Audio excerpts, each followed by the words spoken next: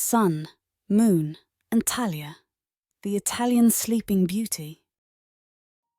It is a well-known fact that the cruel man is generally his own hangman, and he who throws stones at heaven frequently comes off with a broken head.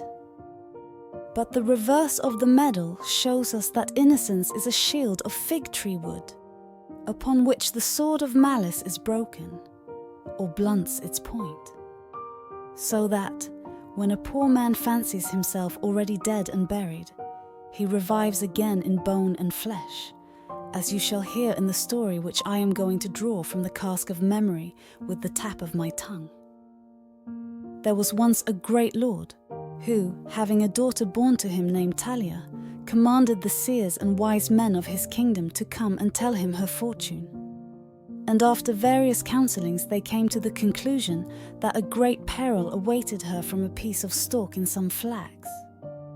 Thereupon he issued a command, prohibiting any flax or hemp or such like thing to be brought into his house, hoping thus to avoid the danger. When Talia was grown up and was standing one day at the window, she saw an old woman pass by who was spinning.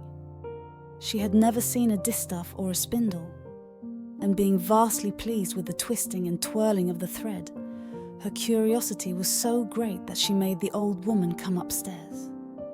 Then, taking the distaff in her hand, Talia began to draw out the thread, when by mischance a piece of stalk in the flax getting under her fingernail, she fell dead upon the ground, at which sight the old woman hobbled downstairs as quickly as she could. When the unhappy father heard of the disaster that had befallen Talia, after weeping bitterly, he placed her in that palace in the country, upon a velvet seat under a canopy of brocade.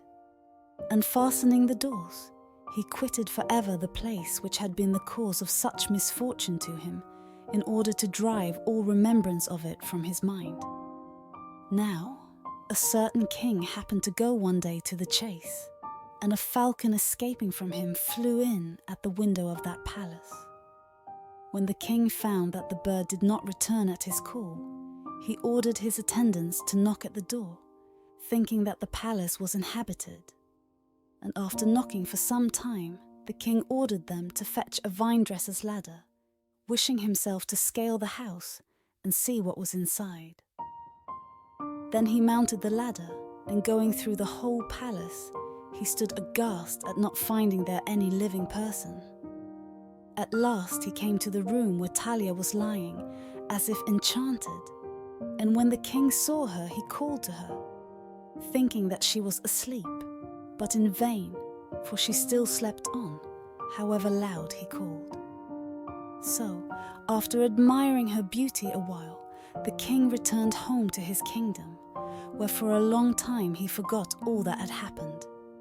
Meanwhile, two little twins, one a boy and the other a girl, who looked like two little jewels, wandered from I know not where into the palace and found Talia in a trance. At first they were afraid because they tried in vain to awaken her. But becoming bolder, the girl gently took Talia's finger into her mouth, to bite it and wake her up by this means. And so it happened that the splinter of flax came out.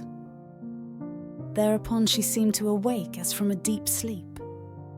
And when she saw those little jewels at her side, she took them to her heart and loved them more than her life. But she wondered greatly at seeing herself quite alone in the palace with two children, and food and refreshment brought her by unseen hands. After a time the king, calling Talia to mind, took occasion one day when he went to the chase to go and see her.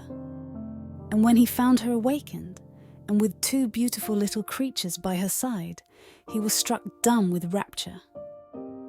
Then the king told Talia who he was, and they formed a great league and friendship, and he remained there for several days, promising, as he took leave, to return and fetch her. When the king went back to his own kingdom, he was forever repeating the names of Talia and the little ones, insomuch that when he was eating he had Talia in his mouth, and sun and moon, for so he named the children. Nay, even when he went to rest, he did not leave off calling on them, first one and then the other.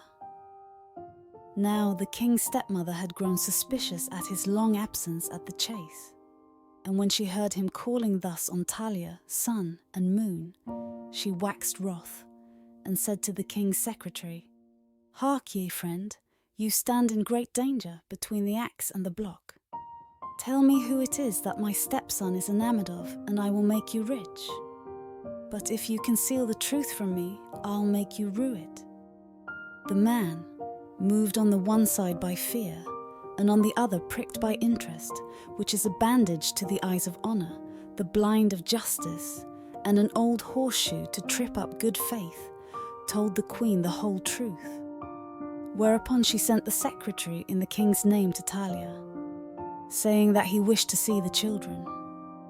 Then Talia sent them with great joy, but the queen commanded the cook to kill them, and served them up in various ways for her wretched stepson to eat.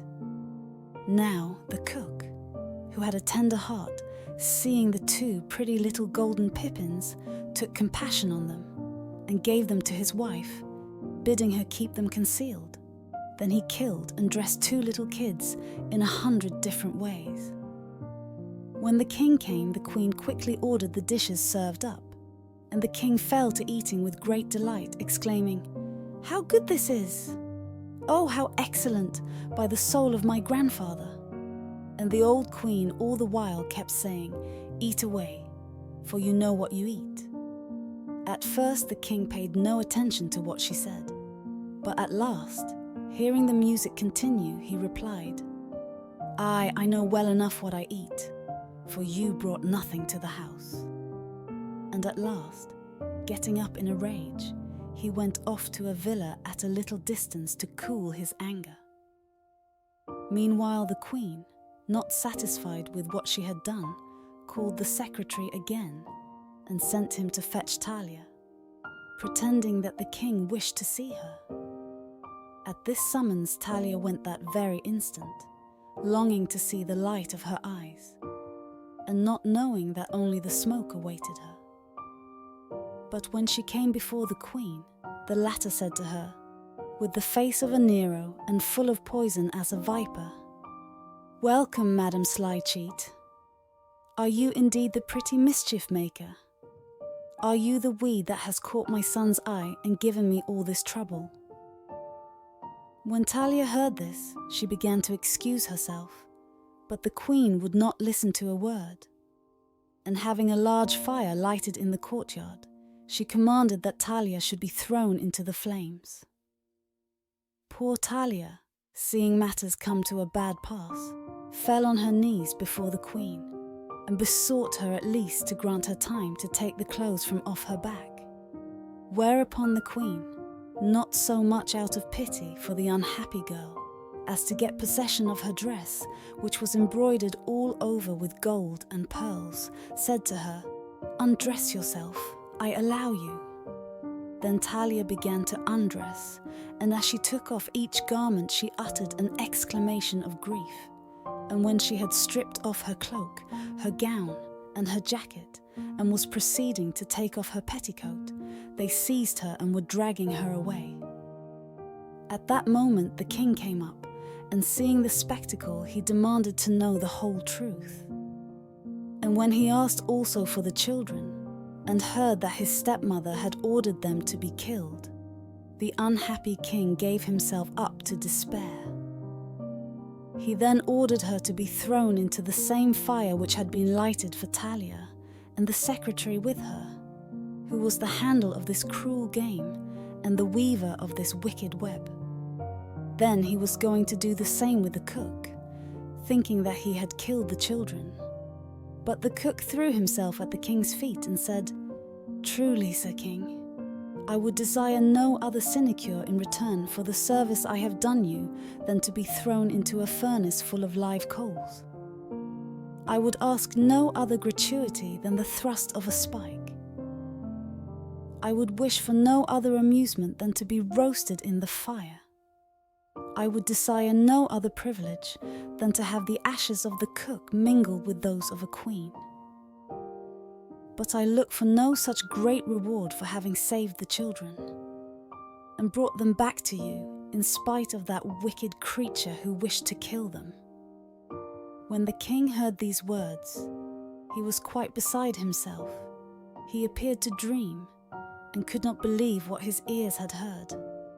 Then he said to the cook, "If it is true that you have saved the children, be assured I will take you from turning the spit and reward you so that you shall call yourself the happiest man in the world." As the king was speaking these words, the wife of the cook, seeing the dilemma her husband was in, brought sun and moon before the king, who, playing at the game of 3 with Talia and the other children, went round and round kissing first one and then another. Then, giving the cook a large reward, he made him his chamberlain, and he took Talia to wife, who enjoyed a long life with her husband and the children, acknowledging that he who has luck may go to bed, and bliss will reign upon his head. Thank you for listening, and hope you enjoyed this episode of our Bedtime Stories series. If you would like to hear more, please subscribe to our channel, as we upload once or twice every week.